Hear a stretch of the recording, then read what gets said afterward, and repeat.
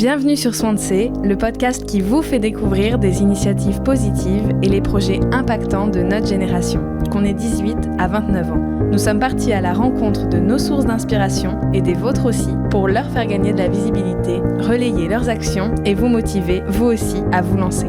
Bon épisode!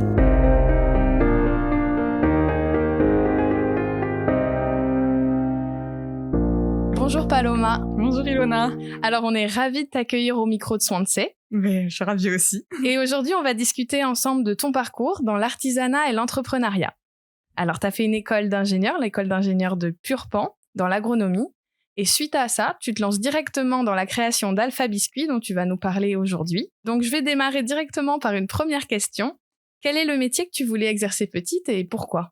Je me rappelle pas exactement de ce que je voulais faire quand j'étais toute petite, mais je me rappelle qu'au collège, à partir de la 5e à peu près, je voulais être architecte. C'est resté très très longtemps. Je voulais être architecte jusqu'au bac, même quand j'ai fait mes vœux post-bac, j'avais demandé des écoles d'architecture.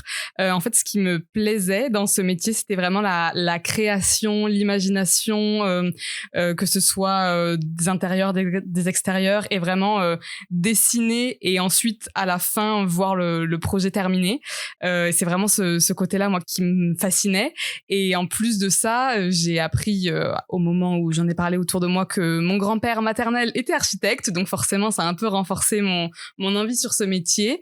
Et puis finalement, j'ai pas fait mes écoles d'architecture. Puis ça arrivait parce que lors d'un salon où il y avait plein d'écoles qui se présentaient, donc j'étais allée avec mon père, on est allé voir donc les écoles d'architecture qui m'intéressaient, et à un moment donné il m'a dit ok, mais ça serait bien d'avoir un plan B juste au cas où, quoi, on sait jamais. Donc qu'est-ce qui te plairait? Et moi je lui dis l'agroalimentaire. Et en regardant, je vois tout ce qui est recherche et développement, et en fait ça me plaît de fou aussi, parce que on en revient un peu à la même chose qui me plaisait pour l'architecture, c'est-à-dire développer un nouveau produit, imaginer, faire les essais, et à la fin avoir un produit fini. Et donc quand j'ai fait mes vœux, j'ai fait et l'architecture et l'agroalimentaire, et puis finalement je suis partie dans l'agroalimentaire. Et d'où est venue cette idée de monter un business d'Alpha... Alors, pardon pour la prononciation, d'Alfajores.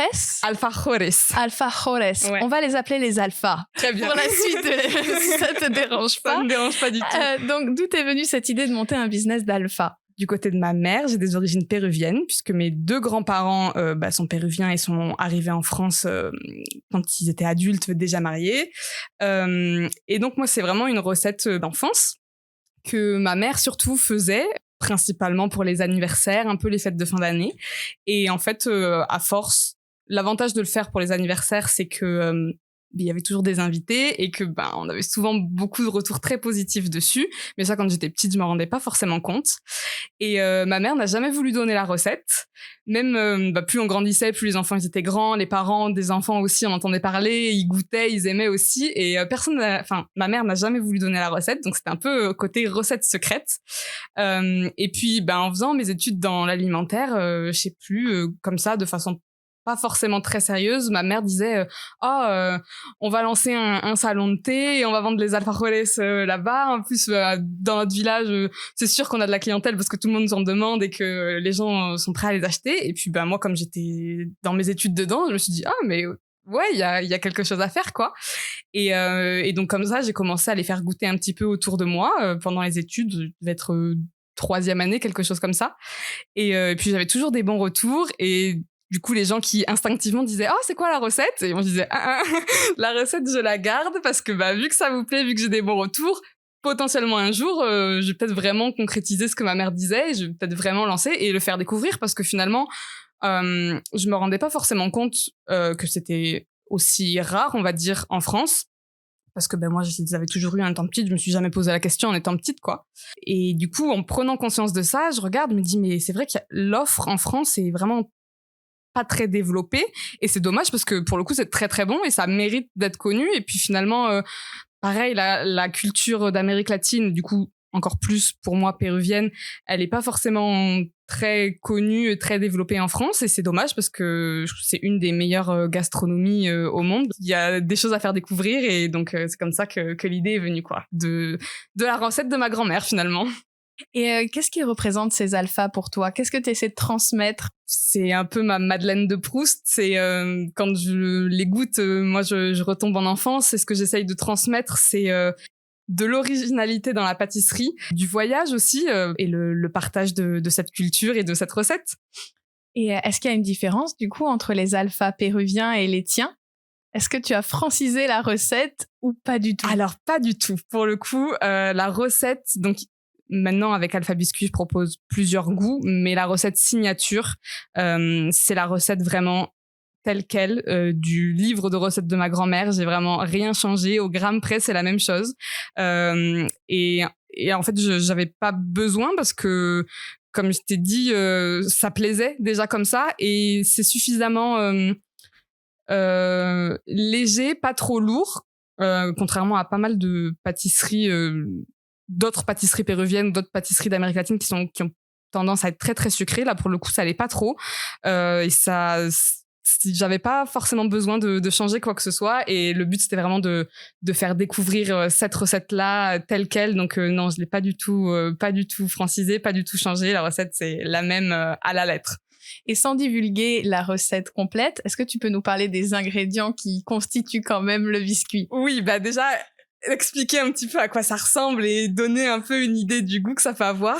C'est ça visuellement, j'aime pas dire ça, mais visuellement, ça ressemble à un macaron. Mais pour le coup, ça n'a rien à voir en termes de préparation. Mais c'est en fait 2 biscuits sablés, ronds, dans lesquels au milieu, il y a donc de la confiture de lait, du dulce de leche pour ceux qui connaissent. Et même au Pérou, on appelle ça le manjar blanco. Donc ça la même chose, mais ça a des noms différents selon les pays.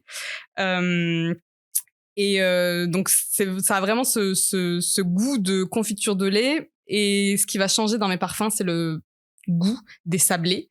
Donc dans la recette signature, il y a même un petit peu de zeste de citron. Donc ça permet d'amener un peu d'acidité et donc de casser le côté trop sucré de la confiture de lait. Et c'est pour ça, en bouche, c'est vraiment hyper raffiné et hyper gourmand et pas trop écœurant. C'est ça qui vient un peu changer le truc. Et ensuite, donc il y a chocolat, café et cannelle qui sont aussi donc le chocolat a un côté un peu amer qui vient pareil casser le côté sucré, le café pareil, et cannelle, j'essaye de bien maîtriser la quantité.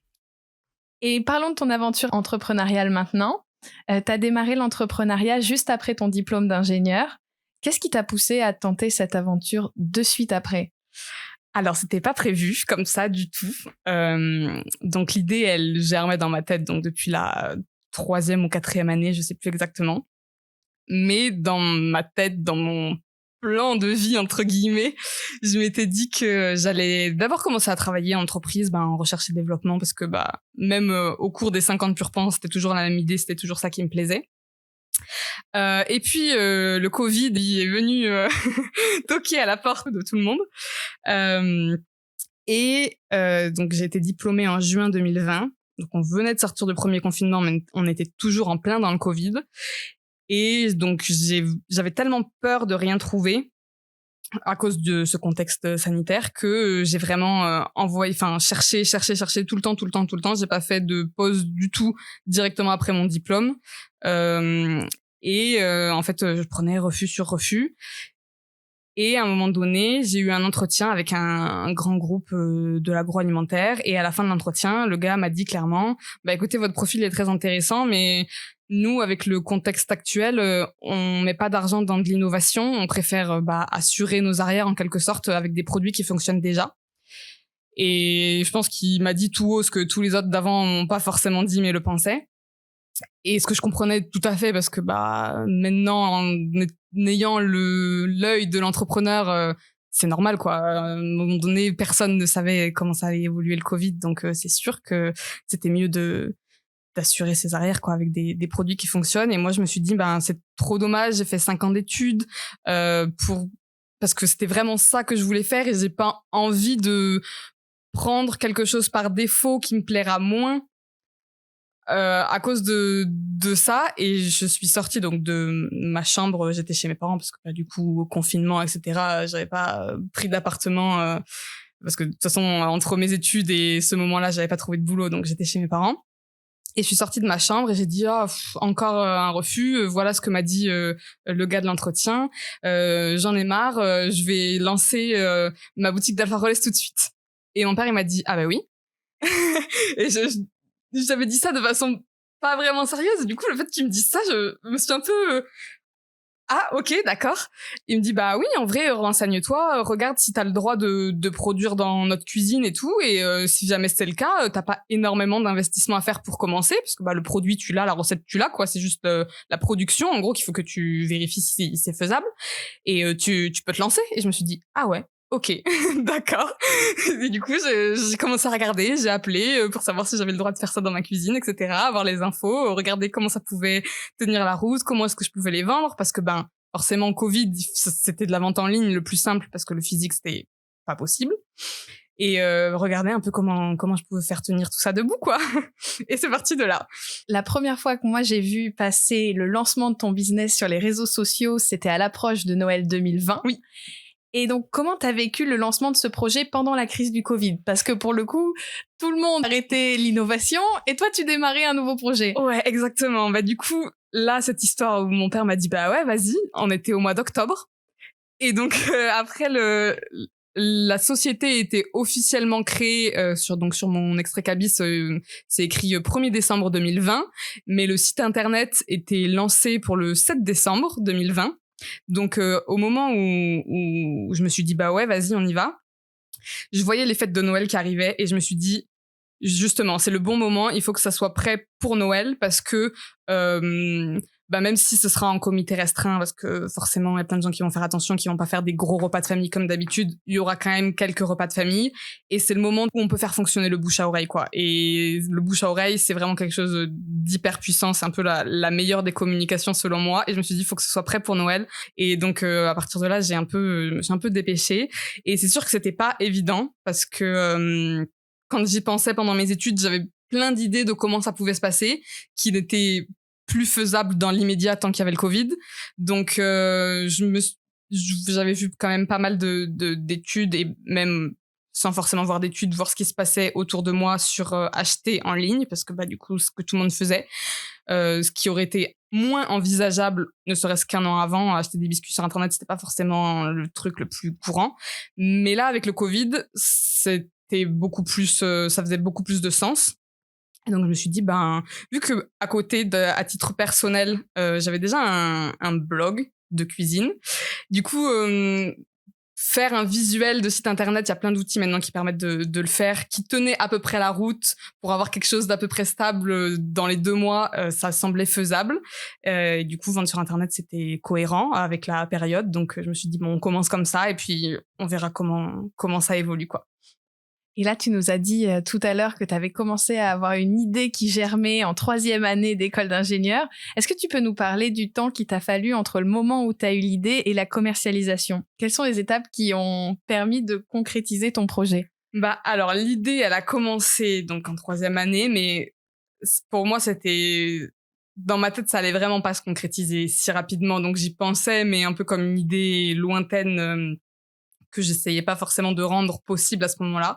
Donc vraiment, le moment où je me suis dit, vas-y, on y va, et le moment où ça arrivait, il se passait 2 mois, quoi. 2 mois et demi max.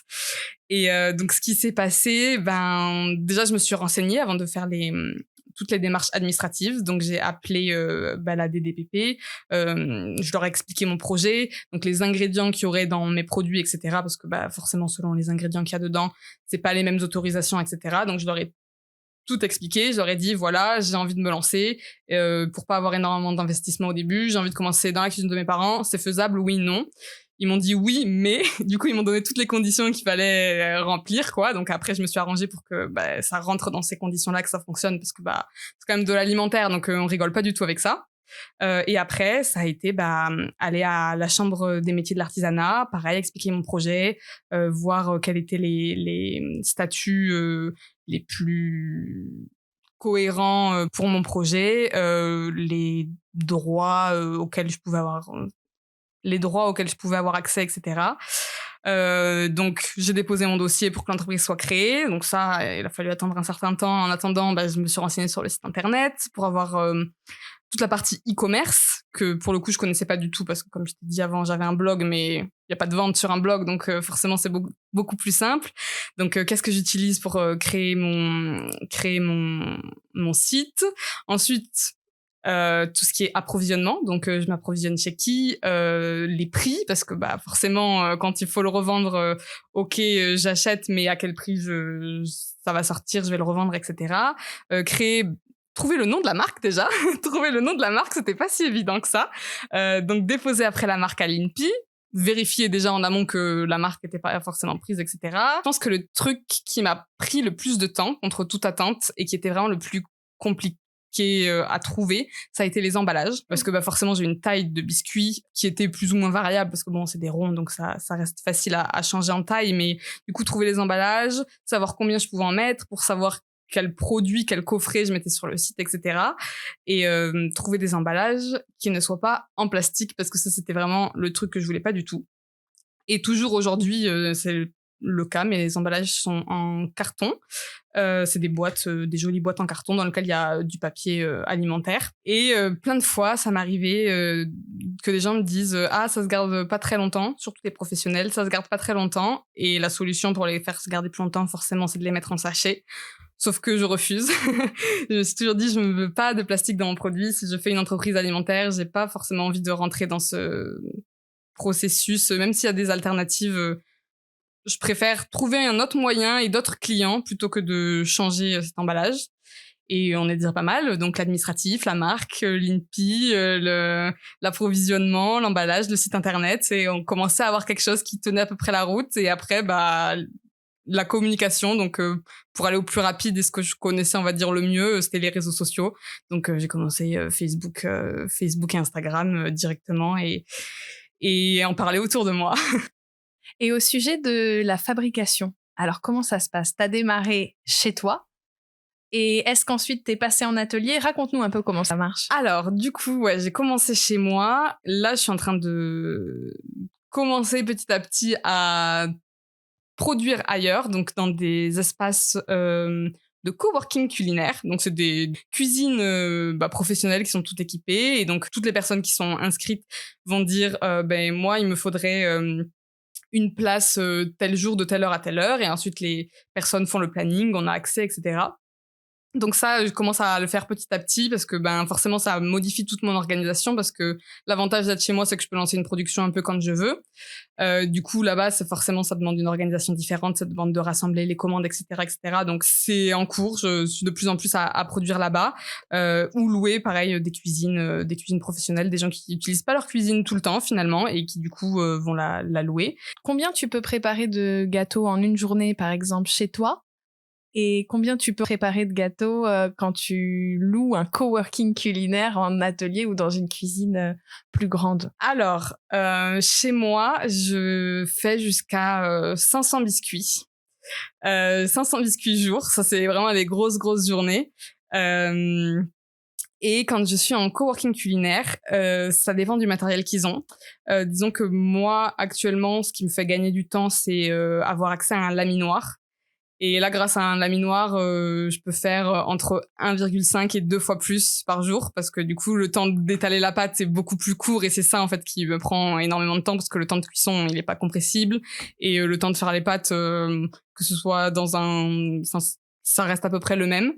Et un laminoir, qu'est-ce que c'est pour ceux qui connaissent pas? Oui, un laminoir, du coup, c'est une machine qui va... Souvent, c'est un tapis qui avance, et la pâte passe entre deux rouleaux, et donc après c'est moi qui règle l'espacement qu'il y a entre les deux rouleaux, et du coup ça va finir par étaler la pâte tout seul en fait, sans avoir besoin de l'étaler avec un rouleau à pâtisserie classique quoi. Du coup bah forcément je peux mettre plus de pâte d'un coup, parce que souvent les tapis sont plus longs et ça demande moins d'efforts quoi, donc forcément ça va plus vite. Est-ce que tu peux nous parler de tes clients maintenant? Est-ce que tu m'as parlé du bouche à oreille. Est-ce que tes clients, c'est du B2B, donc business to business, ou du B2C, business to consumer? Alors, j'ai commencé uniquement avec le B2C, donc vente aux particuliers, donc par le site internet. Pendant un temps, j'ai fait les marchés de plein vent, que j'ai arrêté parce que c'était pas forcément un produit qui se prêtait à ce genre de vente. Et c'est quand même très, très contraignant, et quand on est toute seule, c'est pas forcément facile à gérer. Mais je fais toujours des marchés gourmands ou des foires qui sont pour le coup plus occasionnels et les gens sont beaucoup plus ouverts à découvrir de nouveaux produits et déguster. Donc voilà comment je travaille avec les particuliers. Et donc j'ai commencé depuis quelques mois, bientôt une année, à travailler avec les professionnels aussi, principalement des traiteurs, soit qui n'ont pas forcément le temps ou l'envie de proposer du sucré à leur carte et donc du coup avoir une offre qui est locale, artisanale, etc. C'est bien pour eux de pouvoir proposer ça à leurs clients à eux, ou des personnes qui organisent des buffets, donc qui sont pas forcément traiteurs, mais qui vont rassembler tout un tas d'offres pour organiser des buffets pour les entreprises ou les particuliers. Et donc là, forcément, plus ils ont d'offres et mieux c'est pour eux. Donc je travaille avec des clients comme ça et quelques restaurateurs. Donc soit des restaurateurs qui ont un concept d'Amérique latine, voire péruvien, sinon n'importe quel type de restaurateur dans un café gourmand, ça s'intègre très très bien. Donc voilà un peu mes clients, mais pour l'instant c'est à 70% particulier, 30% professionnel. Et au niveau de la vente en ligne, là aussi, comment tu l'as répartie en pourcentage, vente en ligne et vente directe? C'est majoritairement de la vente directe. Ça fait un moment que j'ai pas regardé le pourcentage, mais en tout cas de l'année dernière, on était plus sur du 60% en vente directe, 40% vente en ligne. Et est-ce que tu travailles toute seule? Oui, du coup, je travaille toute seule. C'est ça qui est parfois un peu compliqué à gérer. Au début, j'étais très contente de travailler toute seule. Ça me changeait un peu des travaux de groupe qu'on avait eu pendant les études. Mais rapidement, c'est quand même devenu assez pesant. Parce que il faut penser à tout et être un peu sur tous les fronts et tout gérer. C'est un truc qui me plaît beaucoup parce que j'aime à la fin de la journée avoir l'impression d'avoir eu 5 métiers différents dans une même journée. Mais des fois, quand ça va moins bien, quand il y a des difficultés, etc., c'est pas pareil d'en parler avec mes proches, mais qui ne sont pas du tout dans l'entreprise, que d'en parler à quelqu'un qui travaille dans la même entreprise et qui est dans le même bain, etc. Donc, il y a des fois où c'est un peu pesant, mais du coup, je gère comme je peux. Et du coup, ça fait la bonne transition avec ma prochaine question. Est-ce que tu penses que c'est inné d'être entrepreneur ou est-ce qu'on le devient? Alors, je pense pas que ce soit inné. Je pense pas qu'il y ait grand-chose d'inné dans la vie, hormis peut-être le fait de respirer. Mais je pense que, par contre, l'environnement dans lequel on est, ça aide énormément. C'est sûr que moi, j'ai un père qui a été chef d'entreprise, qui là est à son compte aussi, donc forcément, ça donne un exemple depuis que... Pas que je suis enfant, mais depuis que je suis adolescente. Donc forcément, c'est sûr que ça aide. Autour de moi, du coup, forcément, en devenant entrepreneur, je me suis aussi beaucoup entourée d'autres personnes qui ont leur boîte. Donc forcément, ça aide. Mais je pense que c'est aussi une question de passion et de volonté surtout. Et donc n'importe qui, tout le monde qui a l'envie suffisamment forte peut devenir entrepreneur et se mettre dans un environnement propice au développement d'une entreprise. Et hormis la volonté d'être entrepreneur, est-ce que tu pourrais me citer 3 qualités qui sont nécessaires pour lancer son business? Alors, je suis un peu en plein dedans en ce moment, de travail sur moi-même, donc essayer de voir quelles sont mes qualités qui me permettent de faire ce métier-là. Je dirais en premier la patience. La patience vraiment parce que souvent on a une idée, mais une idée pour le long terme et donc pas perdre cet objectif de vue, mais avoir conscience que ça va prendre du temps, c'est hyper important pour pas se décourager. Ne pas avoir peur de se remettre en question aussi, énormément, parce que déjà dans la vie, on fait tous des erreurs, mais quand on est entrepreneur, les erreurs, elles prennent en force x10, quoi. On se les prend dans la figure, ça fait mal. Et du coup, faut pas avoir peur de se dire, ok, c'est pas grave, je me suis trompée. Qu'est-ce qui, dans mes actions ou dans ma personnalité, a fait que je me suis trompée? Qu'est-ce que je suis prêt à changer ou pas? Et pas avoir peur de se remettre en question, se dire ok, là sur ce sujet-là, j'ai pas été douée, je vais essayer de m'améliorer ou je vais le déléguer parce que j'ai pas envie de travailler dessus. Donc se dire que on n'est pas ni dans nos compétences ni dans notre personnalité, on n'est pas parfait et donc il faut l'accepter. C'est pas toujours facile selon les traits de caractère ou selon les actions que ça vient un peu toucher, c'est pas toujours évident, mais du coup c'est quelque chose de nécessaire selon moi. Et en troisième, je dirais l'humilité aussi. Pour moi, c'est hyper important de garder un peu les pieds sur terre et de se dire ok, j'ai réussi à faire ça, mais il me reste encore tout ça à faire. Je vais essayer de pas pour autant prendre de la grosse tête sans pour autant ne pas oublier de célébrer les choses parce que c'est aussi important. Et à l'inverse, est-ce que tu peux nous donner une idée reçue sur l'entrepreneuriat qui, selon toi, est complètement fausse? Il y en a plein. Il y en a plein. Si je devais en donner qu'une, je dirais souvent, quand j'entends un peu les gens autour de moi dire je vais me mettre à mon compte, que je vais me lancer dans l'entrepreneuriat, je serai plus libre. La liberté, souvent un terme sur lequel je suis mitigée quand on parle d'entrepreneuriat, c'est un peu oui et non. Oui dans le sens, c'est sûr que si t'as envie de faire des horaires de travail pas conventionnels, pas classiques, tu peux, quoi. Je sais que par exemple moi, travailler l'après-midi, j'ai du mal, alors que pourtant me mettre à travailler à 16h jusqu'à 21h, ça me pose pas de problème, et travailler le matin, ça me pose pas de problème non plus. Donc c'est sûr que sur ça, je suis libre. Mais sur tout un tas de trucs, mes clients, il faut quand même qu'ils soient livrés, mais il faut quand même que je leur envoie les factures, il faut quand même que je vérifie ça, il faut quand même que... Enfin, je suis toute seule à gérer l'entreprise, donc je suis pas vraiment libre. C'est-à-dire que si je suis libre et que je me dis que je vais rien faire, à la fin du mois, y a rien du tout, quoi. Alors, je suis peut-être libre dans mes actions, mais financièrement, à la fin du mois, je suis pas libre, quoi. Donc, la liberté, quand on me dit je vais me mettre à mon compte pour être libre, à prendre avec beaucoup de pincettes. C'est ton propre business. Est-ce que c'est vrai qu'on ne décroche jamais? Oui. Ah oui, 100% vrai. J'y pense tout le temps, en fait. Même quand le soir, j'arrête de travailler, il y a toujours dans ma tête, ça tourne en fond. Faut pas que j'oublie ça, ou faut que je fasse ça, ou tiens, ça c'est une bonne idée. Et ouais, tout le temps. Même là, cette année, cet été, pour la première fois, j'ai pris des vraies vacances où j'ai coupé. Donc, physiquement, j'étais pas en train de faire des choses pour l'entreprise, mais ça n'empêche que dans ma tête, j'étais toujours en train d'y penser, en train de me dire ouais, ça c'est une bonne idée. Tiens, je vais le noter, comme ça quand je rentre à la rentrée, je travaille dessus, je regarde ça. Et ouais, en fait, on y pense tout le temps. Et en fait, c'est un peu comme notre bébé, quoi. Je pense qu'il y a pas mal d'entrepreneurs qui seront d'accord avec moi. Quand tu l'as créé de A à Z, c'est ton bébé, et forcément, tu t'inquiètes tout le temps de si ça va bien, si ça se passe bien, si... j'ai pas d'enfant, donc je peux pas comparer, mais ouais, c'est difficile de ne pas y penser. Et revenons sur tes biscuits. Est-ce que tu peux nous dire où est-ce qu'on peut les goûter? Oui, alors du coup sur le site internet www.alpha-biscuit au pluriel.com. Donc là, je les expédie partout en France métropolitaine. Donc l'expédition soit pour un relais, soit directement à domicile.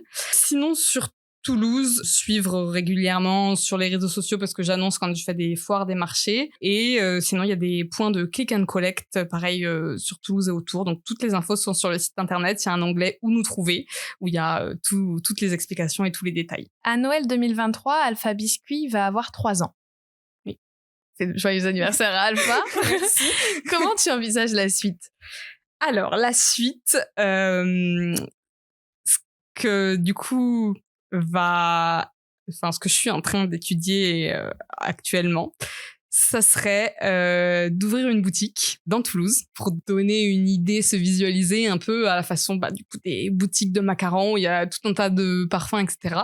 Ce serait un peu ça, avec du coup tout plein de parfums d'Alpha, quelques boissons et éventuellement quelques autres pâtisseries péruviennes pour proposer une offre assez complète. Là, le next step, ça serait ça. Donc là, c'est l'étude financière qui est en cours pour voir la faisabilité du projet. Et puis après, si ça semble faisable, sera trouver les financements, le local, le matériel, etc., etc.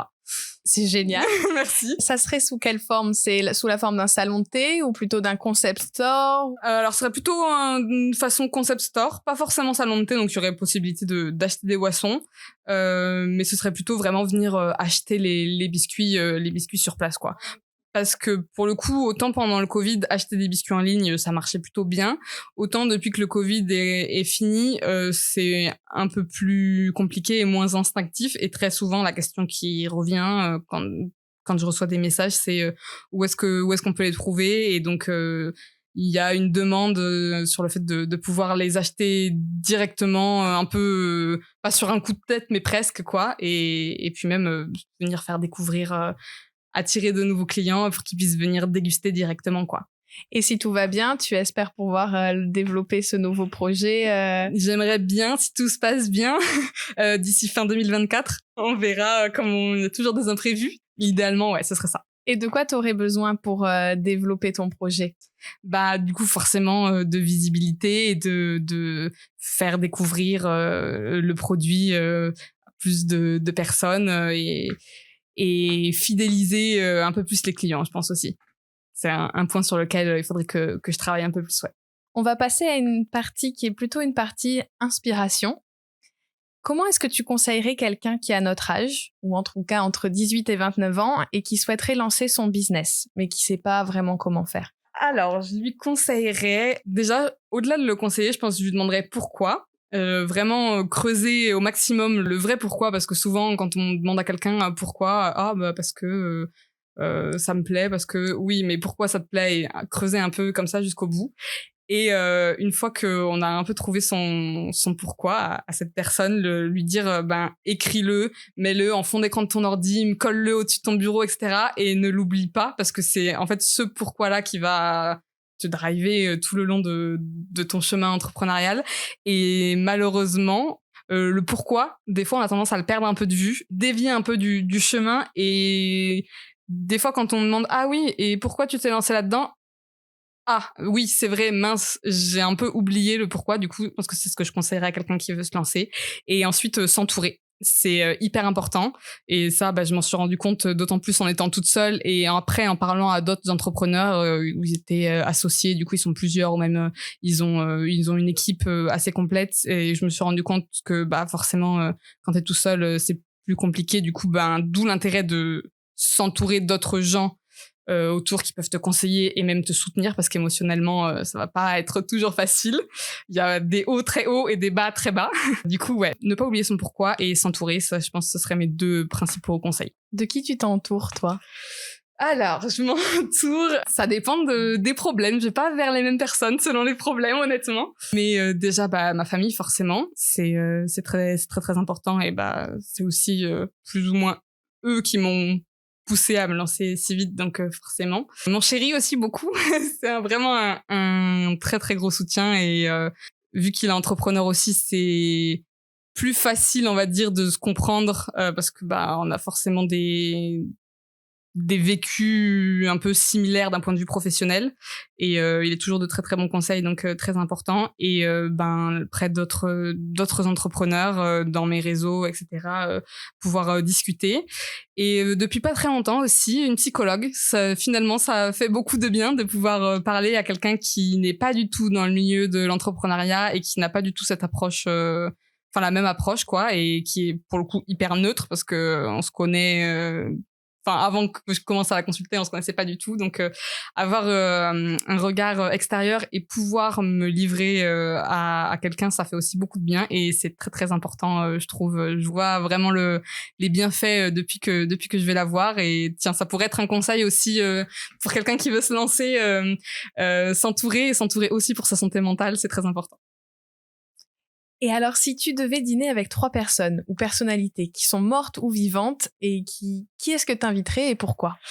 Alors, ça a été dur de choisir 3 personnes, mais les 3 premières personnes auxquelles j'ai pensé, je me suis rendu compte qu'elles avaient beaucoup de choses en commun, finalement. On dirait pas, mais dans mon raisonnement, elles ont des choses en commun. En premier, je dirais Lena Mafouf, de la chaîne YouTube La Situation. Je vais te dire les 3 et après je vais expliquer pourquoi, selon moi, ils se ressemblent un peu. Lena Mafouf. Ensuite, une entrepreneur que j'ai découvert il y a pas longtemps, qui s'appelle Marina Lemaire, qui a créé la marque Archie, qui fait du vinaigre de cidre. Et Guillaume Gibou, si je dis pas de bêtises, qui est le fondateur du slip français. Donc les 3, en fait, sont des entrepreneurs, finalement. Je me suis pas forcément rendu compte, c'est quand j'ai essayé de les rapprocher que je me suis rendu compte de ça. Et en fait, pour moi, les 3, ils ont vendu ou ils ont créé un concept qui, à la base, est hyper ordinaire, on va dire. Le slip. Le vinaigre de cidre, c'est quelque chose de, pour moi, en tout cas, selon moi, à la base, pas forcément très sexy. Et pourtant, elle a réussi à rendre le truc hyper sexy. Depuis que je connais, j'ai envie d'acheter du vinaigre de cidre, tu vois, alors que je ne m'étais jamais posé la question avant. Et Lena, parce que elle s'est fait elle a percé énormément avec ses vlogs. Donc au final, elle montre sa vie. Et surtout au début, quand elle a commencé, c'était vraiment quand je commençais à regarder ses vidéos, on avait plus ou moins la même vie. Maintenant, c'est un peu moins vrai, mais ça me fait tout autant rêver. Mais elle avait vraiment une vie comme monsieur et madame tout le monde. Et donc les trois, ils avaient quelque chose d'hyper ordinaire qu'ils ont présenté et ils ont réussi à le rendre extraordinaire. Léna, il y a qu'à voir le succès qu'elle a maintenant. Et je pense une des influenceuses les plus influentes du monde, peut-être. La marque Archie, je trouve que vraiment le travail qu'elle a fait au niveau du marketing et du produit, je trouve ça incroyable. Et pareil, le site français, un peu la même chose que pour Archie. Donc en fait, pour moi, ces trois personnes ont pris quelque chose d'ordinaire et l'ont rendu extraordinaire. Et juste pour ça, discuter avec ces personnes de comment ils ont fait, leur histoire par rapport à leurs produits, est-ce qu'ils se sont rendus compte de vers quoi ils allaient, comment les idées sont venues, comment ils se sont entourés, même du coup avoir leur parcours entrepreneurial, un peu savoir comment ils étaient quand ils en étaient un peu au même stade que moi qui viens de commencer mon entreprise. Et ouais, c'est vraiment trois personnes, j'aurais vraiment plein de questions à leur poser et plein de choses à apprendre d'eux, je pense, et même sur le côté entrepreneurial et sur le côté de la personnalité et des qualités qui, selon eux, les ont aidés à arriver là où ils sont aujourd'hui, quoi. Voilà. Ça fera un excellent dîner. Voilà, j'espère qu'il y aura des alphas au dessert. Bien sûr que oui. Et du coup, ma dernière question, est-ce que tu peux nous parler d'une de tes sources d'inspiration, mais de notre génération cette fois, qu'on pourrait interviewer sur Swansea? Ouais, alors là, il y a zéro hésitation. Ce sera Leïla et Tristan de Regarde-toi, qui sont donc photographes et vidéastes.